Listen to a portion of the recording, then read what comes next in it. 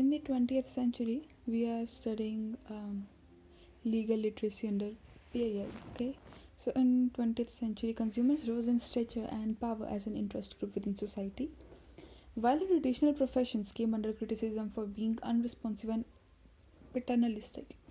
The increasing public availability of information in digital formats has also challenged professional monopolies over expert knowledge.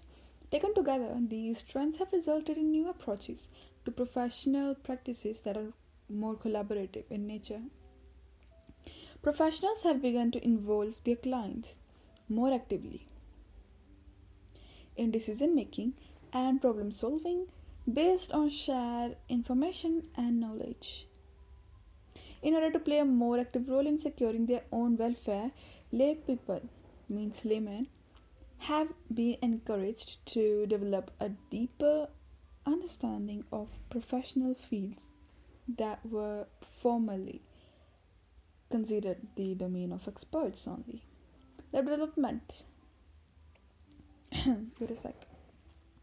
In order to play a more active role in securing their own welfare, lay people have been encouraged to develop a deep understanding of professional fields that were formerly considered for experts only. Okay, the development of modern concept of legal literacy can therefore be seen as a part of movement to empower citizens and to free them from domination of professionals. From this point of view, legal literacy is only one of the many capabilities that must be mastered in contemporary society in order to enjoy a free and productive life. Legal literacy alone will not yield all the benefits of full and active membership in an interconnected and interdependent society. So it is important to understand and embrace other literacies as well. There are many fields of knowledge and practice have their own equivalents to legal literacy in its expanded sense.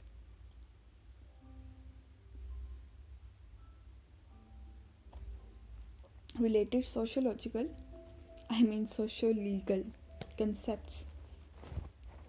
There are other useful concepts concerning law that may help to put legal literacy in perspective.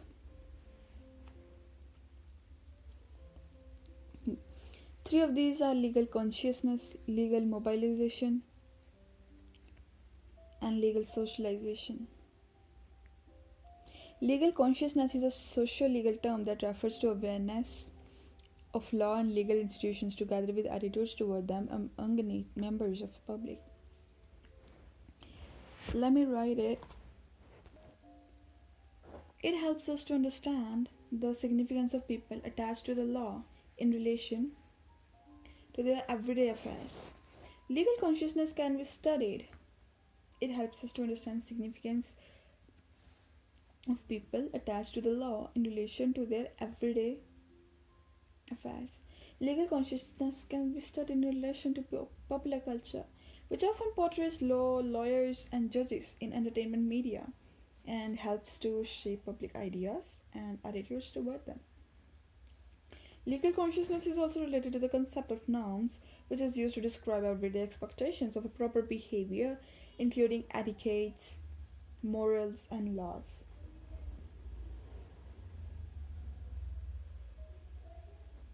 Wow, quite a lot stuff has been happening around me. So, where will we? Yeah, legal consciousness is also related to the concept of norms, which is used. It is also related to the concept of norms, which is used to describe everyday expectations of proper behavior, including etiquette, morals, and laws.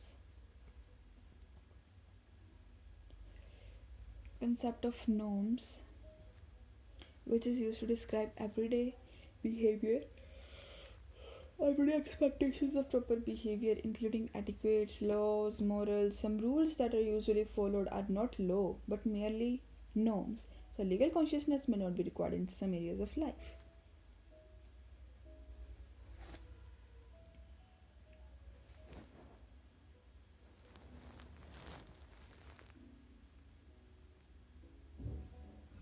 Oh, it helps us to understand the significance people attach to the law in relation to everyday affairs.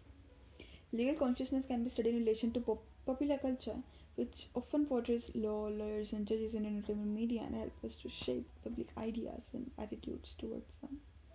Studies of legal consciousness show how law helps to frame the perceptions of people have helps to frame the perceptions people have of their lives and to constitute the relations they have with others. Such interaction with the law can take any forms, including avoiding or accepting it. People can make claims on the law, but not necessarily rights claims. The law leads people to accept and acquiesce to existing social and economic arrangements without making them lump their grievances, and people may reject the formal apparatus of the law even as they create valuable substitutes for its power and authority. I won't exactly remember that. Now, the concept of legal mobilization. Legal mobilization refers to how people actively appeal of law. What I'm even saying. Legal mobilization. Okay. How people actively appeal to law and legal institutions to advance personal and group interests. Thus, it is closer to the concept of legal literacy. It refers to how people actively appeal to law and legal institutions to advance their group or personal interests. Thus, it is closer to legal literacy than legal consciousness.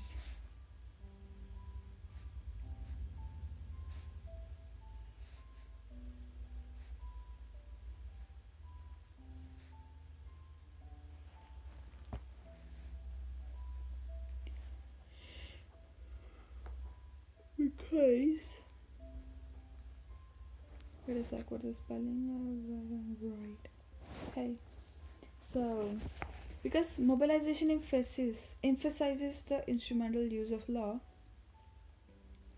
it is closer to the concept of legal literacy than legal consciousness because mobilization emphasizes the instrumental use of law by those subject to it.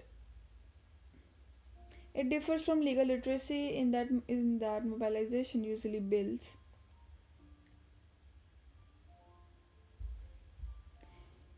upon existing rather than offering a critique of it, as legal literacy promises to do. Okay, I'm not understanding this at all. Like, why do they write it so difficultly? It doesn't make any sense.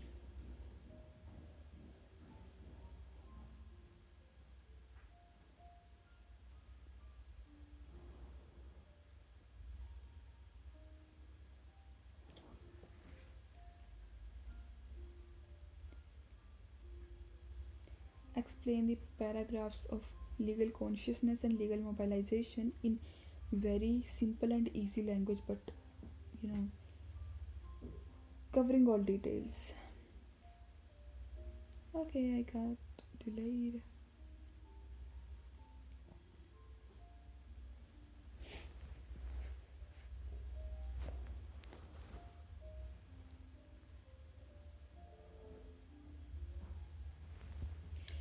Legal consciousness, the mindset. Think of this as your mental map of how the law works or where it fits in your life. It isn't about knowing laws in speed limits. It's about how you feel about the law.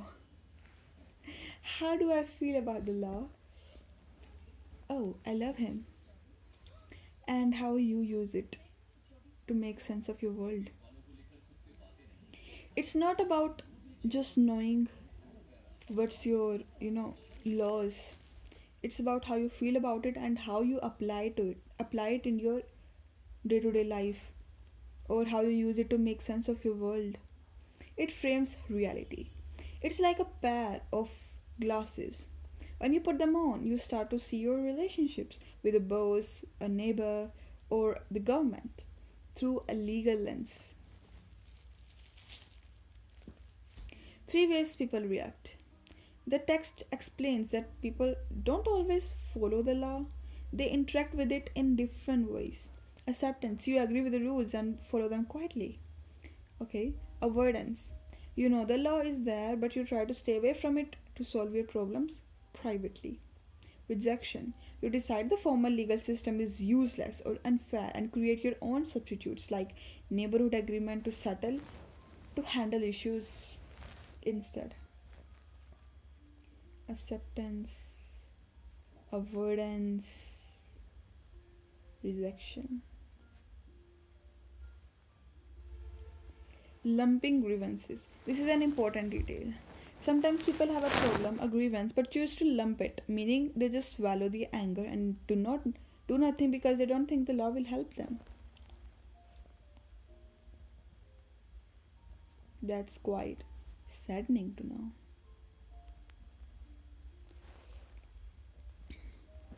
This is an important. People have a problem but choose to lump it. They just swallow the anger and do nothing because they don't think the law will help them. And legal mobilization, this is mindset and this is action. Okay, if consciousness is the thought, mobilization is the action. Okay, this is when people actually pick up the law and use it as a tool to get what they want. Instrumental use, this means using the law like a hammer to fix a problem. You aren't just thinking about rights, you are actively appealing to the court, a lawyer, or a government office to protect your interests. Advancing interest, it can be personal, getting a refund, or for a group protesting for better labor laws. Wait a sec, my foot has slapped. Okay, wait a sec. This means using the law like a hammer to fix the problem. You aren't just thinking about the rights, you are actively appealing to court or a lawyer or a government office to protect your interests. It can be personal, getting a refund, or for a group protesting for better labor laws. I mean, modern shift, old view. It used to just mean filing a lawsuit or going to court.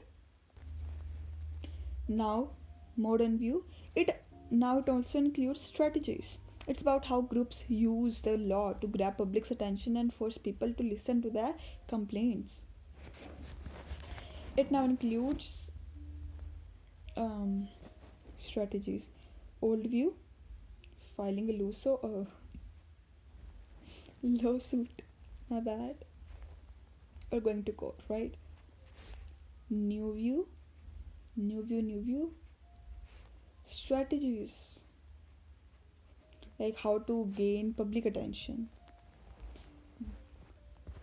It's about how groups use the law to grab the public's attention and force people to listen to their complaints. Okay, difference from legal literacy. Legal literacy often critiques or questions the law, asks, is this law fair? This is like legal literacy. Okay, and legal mobilization, what does this do? Usually works within the existing law to make it work for you. Oh, okay, getting it a bit. However, the text notes that effective mobilization might eventually require challenging the system itself if the current rules are broken. Got it? Yeah, next, let's do it. This is the easy way to study, really. I mean, I can do this. I feel like that.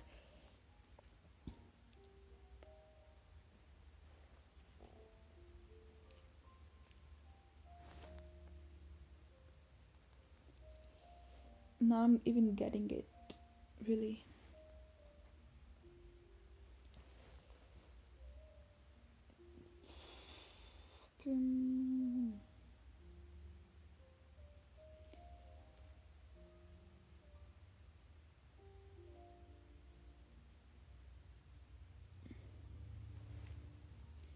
Legal, third is socialization.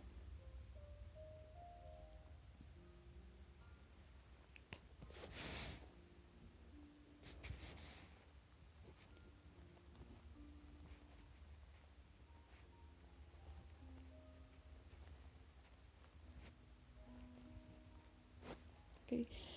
Based on the text you provided, legal socialization is the process of how you develop your personal relationship with the law and legal institutions. It describes how individuals internalize, absorb, identify with, identify, identify, or even reject the law. Text highlights two main ways scholars look at this concept: traditional perspective, conformity. Some scholars define legal socialization simply as how people are taught to follow the rules. Internalization, you soak up the law until it becomes a part of how you think. Acceptance, you accept the law as it is, even if it feels unfair or oppressive, like our mothers. Conformity, the goal here is to just make sure people obey the law and fit into society's legal order. Legal order. Okay. This is traditional my fit. How you develop personal relation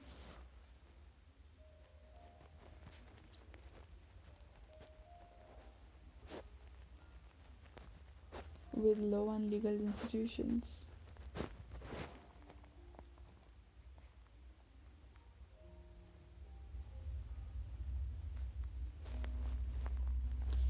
Okay, traditional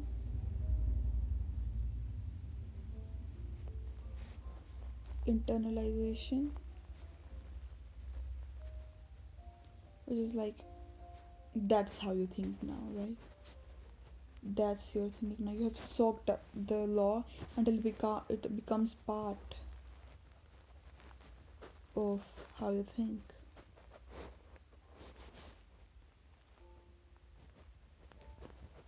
Next is acceptance.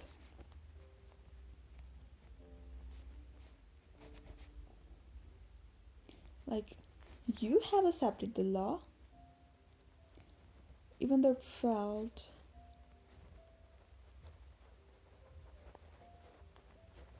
oppressive and unfair,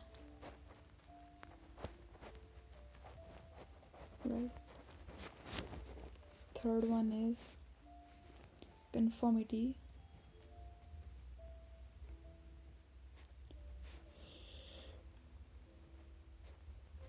Make sure people obey the law and fit into society's legal order. Liberal perspective.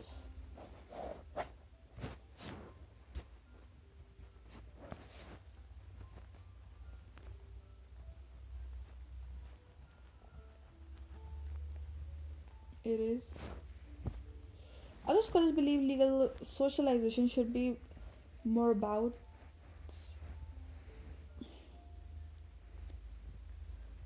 more than just blindly following orders.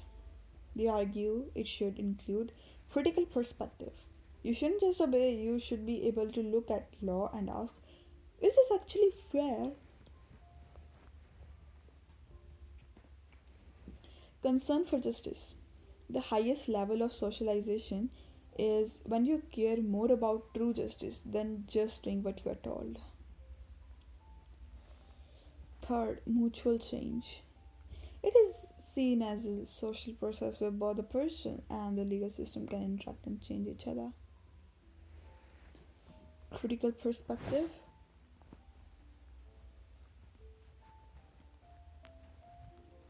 Concern for justice.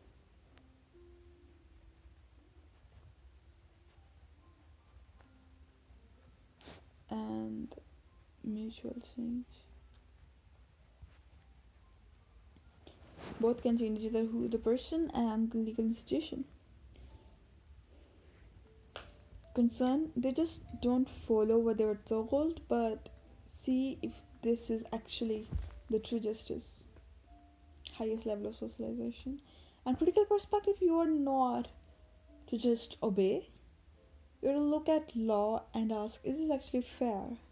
Okay, so it's about not just blindly following orders. You can argue, you can criticize it. And traditional perspectives like legal socialization simply is like how people are taught for the rules. Okay, so these are three main concepts for that. Now, need for legal literacy. Oh my god.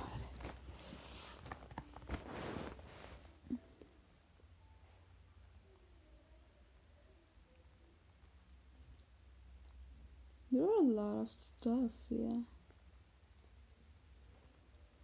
One photo.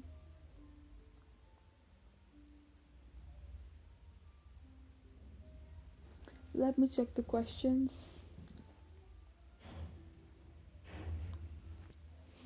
So, why do we need legal literacy? Knowledge of law is a tool of power that helps people living according to the rules of democracy. Knowledge of law is rule of power, tool of power. Wait a sec, where are you going, bro? Good to know. Legal literacy, goals, right?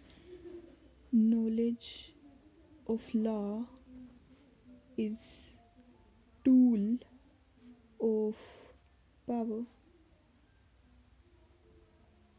that helps people living according to the rules of democracy. Without it, rights exist only on paper. Fighting injustice and women's empowerment, the barrier. For many women, empowerment is a distant dream because they lack awareness of the laws meant to protect them. Causes of poverty. A lack of legal knowledge is linked to women losing out on land ownership. A lack of knowledge is linked to women losing out land ownership, inheritance, education. Solution. When women are aware of their rights, they can approach the right authorities to get quick justice. International sport. The 1995 UN Beijing Platform for Action emphasized that legal literacy is a key way to help women living in poverty understand the link between their rights and their daily lives. Understanding rights and their violation. Tool for the vulnerable. Legal literacy helps marginalized groups evaluate whether a law is fair and their rights are being violated.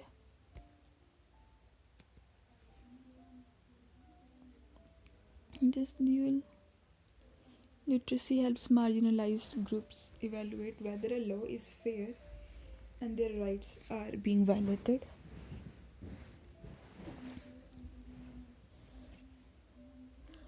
Enforcement.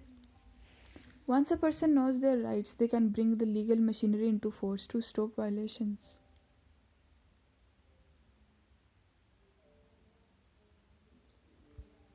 Once a person knows their right, they can bring legal machinery into force to stop violations.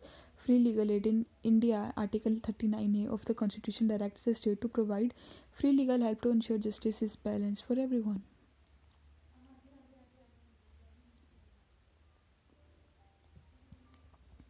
In India, Article 39A of the Constitution directs the state to provide free legal help to ensure justice is balanced for everyone.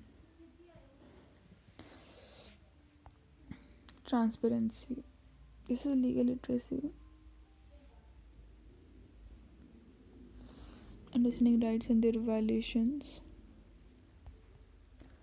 Fighting injustice and women's empowerment.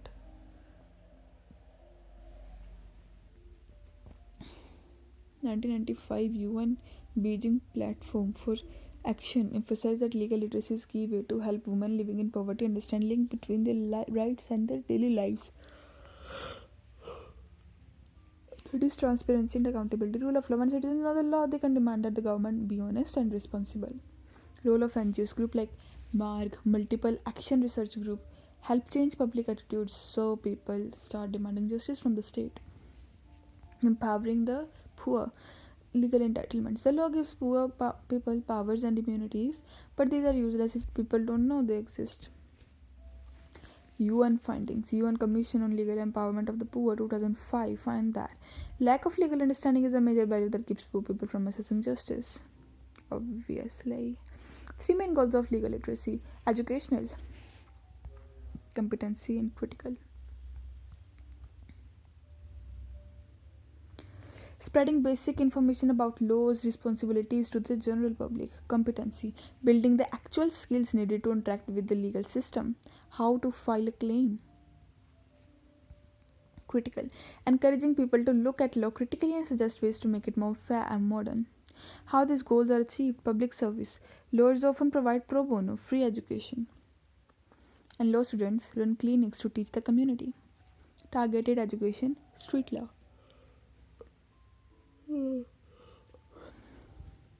What does this mean?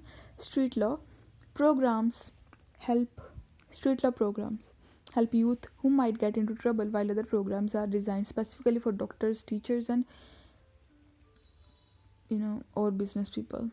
Reshaping the system: the ultimate goal is to make legal system more equitable, fair.